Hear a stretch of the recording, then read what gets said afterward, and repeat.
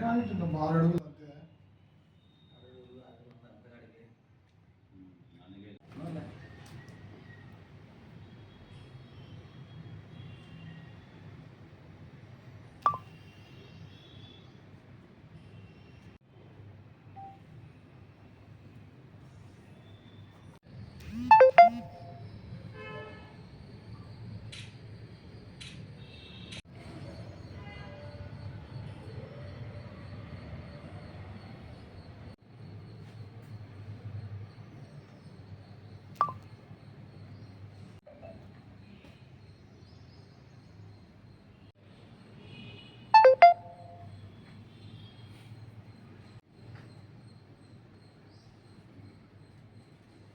అంతే. రాష్ట్ర మహాసభలు ఈ నెల 26 నుంచి 29 వరకు తిరుపతిలో జరగనున్నాయి. మహాసభలకు సంబంధించినటువంటి గోడపత్రాలను ఈరోజు హోచిమిన్ భవన్లో విడుదల చేయడం జరిగింది. ప్రధానంగా ఈ మహాసభలో గత 3 సంవత్సరాలుగా కార్మికులు ఎదుర్కొన్నటువంటి సమస్యలపైన ఏం చేసినాము, అలాగే భవిష్యత్తులో ఏం చేయాలనే దానిపైన ఈ మహాసభలో తీర్మానాలు చేసి భవిష్యత్తు కార్యాచరణ చేసి భవిష్యత్తులో ఉద్యమాలు చేసేందుకు ఈ మహాసభలు వేదికగా నిలవనున్నాయి. ప్రధానంగా ఈరోజు కేంద్రంలో ఉన్నటువంటి మోడీ ప్రభుత్వం కార్మికులు పోరాడి సాధించుకున్నటువంటి కార్మిక చట్టాలు ఈరోజు 44 చట్టాలు 4 లేబర్ కోడ్స్గా తీసుకొచ్చిన మూలంగానే మొన్న నోయిడాలో కూడా కార్మికులు ఏ కార్మిక సంఘం లేకపోయినా కార్మికులంతా వచ్చి తమ కనీస వేతనాలు ఇవ్వాలని చెప్పి ప్రధానంగా ఉత్తరప్రదేశ్, ఢిల్లీ ప్రధాన రహదారి అయినటువంటి కార్మికులు వేలాది మంది వచ్చి రోడ్డు దిగ్బంధనం చేసినారు. అంతకంటే ముందు రాజస్థాను, బీహారు తదితర ఈ యొక్క పారిశ్రామిక వేడల్లో కార్మికులు తమ కనీస వేతనాలు కావాలని చెప్పి రోడ్లపైకి వచ్చి ఆందోళన చేసే సందర్భం ఈరోజు ప్రధానంగా ఎందుకు వచ్చిందంటే లేబర్ కోడ్స్ మూలంగానే కార్మికులు అభద్రతా భావానికి లోనై తమ ఉనికిని లేదా తమ హక్కులు చాటుకునేందుకు కార్మికులు విధిలేని పరిస్థితుల్లో పోరాటం చేసేందుకు రోడ్లపైకి వస్తున్నారని చెప్పి ఏఐటీసీగా భావిస్తున్నాం.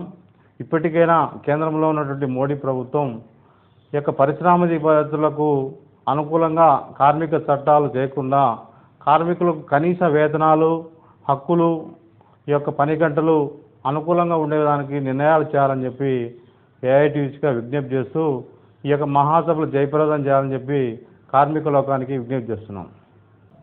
ఈరోజు ఏఐటీసీ రాష్ట్ర 18వ మహాసభల గోడపత్రాల ఆవిష్కరణ కార్యక్రమం ఏఐటీసీ జిల్లా కార్యాలయంలో నిర్వహించుకోవడం జరిగింది. 106 సంవత్సరాల సుదీర్ఘ పోరాట పటిమ కలిగినటువంటి ఏఐటీయూసీ రాష్ట్ర మహాసభలు ఈ నెల 26, 27, 28, 29 తేదీలలో తిరుపతి నగరంలో జరుగుతూ ఉన్నాయి. ఈ మహాసభలలో రాష్ట్ర వ్యాప్తంగా, దేశవ్యాప్తంగా కార్మికులు ఎదుర్కొంటున్నటువంటి సమస్యలపైన 3 రోజుల పాటు సుదీర్ఘంగా చర్చించి భవిష్యత్తు ఉద్యమ కార్యాచరణ రూపొందించుకునేదానికి మహాసభలు ఒక వేదికగా కాబోతూ ఉన్నాయి.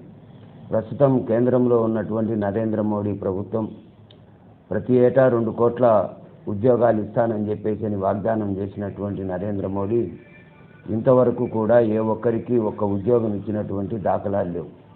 ఉన్న ఉద్యోగాలను కూడా ఓడగొట్టే విధంగా బ్రిటిష్ కాలంలో సాధించుకున్నటువంటి హక్కులన్నింటినీ కాలరాస్తూ పెట్టుబడిదారి పారిశ్రామికవేత్తలకు అనుకూలమైనటువంటి నిర్ణయాలు తీసుకుంటూ కార్మిక వ్యతిరేక విధానాలు అవలంబిస్తున్నటువంటి నరేంద్ర మోడీ యొక్క తీరుతెన్నులన్నింటిపైన చర్చించి నరేంద్ర మోడీ మెడలు ఉంచైనా కానీ కార్మిక హక్కులను కాపాడుకునేదానికి ఏఐటీయూసీ ఒక పోరాట వేదికను తయారు చేస్తున్నటువంటి సందర్భంగా ఈ మహాసభలు జరుగుతూ ఉన్నాయి.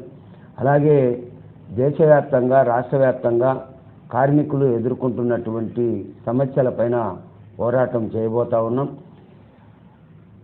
ఒక పక్కన నరేంద్ర మోడీ ప్రభుత్వం విశాఖ ఉక్కు ఫ్యాక్టరీని ప్రైవేటు పరం చేసి అక్కడ పనిచేస్తున్నటువంటి వేలాది మంది కార్మికులను వీధుల పాలు చేసేటువంటి పరిస్థితి ఇవాళ నెలకొంటా ఉంది. నరేంద్ర మోడీ ప్రభుత్వం ప్రభుత్వ రంగ సంస్థలన్నింటినీ కూడా ప్రైవేటు పరం చేసి అందులో పనిచేస్తున్నటువంటి కార్మికులందరినీ కూడా వీధుల పాలు చేసేటువంటి పరిస్థితి ఇవాళ కొనసాగుతూ ఉంది. కనీస వేతన చట్టాన్ని అమలు చేయకుండా ఆశా, అంగన్వాడీ, మధ్యాహ్న భోజన కార్మికులకు, అలాగే ఆర్పీలకు, వీళ్ళందరికీ కూడా స్కీమ్ వర్కర్లైనటువంటి వారందరికీ ఉద్యోగ భద్రత కల్పించాలని చెప్పేసి వాళ్ళనందరినీ కార్మికులుగా గుర్తించి కనీస వేతనాలు ఇవ్వాలని చెప్పేసి అనేక సంవత్సరాలుగా పోరాటం చేస్తూ ఉన్నా కానీ ప్రభుత్వాలు పట్టించుకోకపోవడంతో ఈ మహాసభలలో ఈ సమస్యలన్నింటిపైన పూర్తిగా చర్చించి భవిష్యత్తు ఉద్యమ కార్యాచరణ రూపొందించుకోబోతా ఉన్నాం. అందుకోసం అనేసి ఈ మహాసభలలో అందరూ కార్మికులు జిల్లా వ్యాప్తంగా పెద్ద ఎత్తున పాల్గొని జయప్రదం చేయాలని చెప్పేసి పిలుపునిస్తూ ఉన్నాం.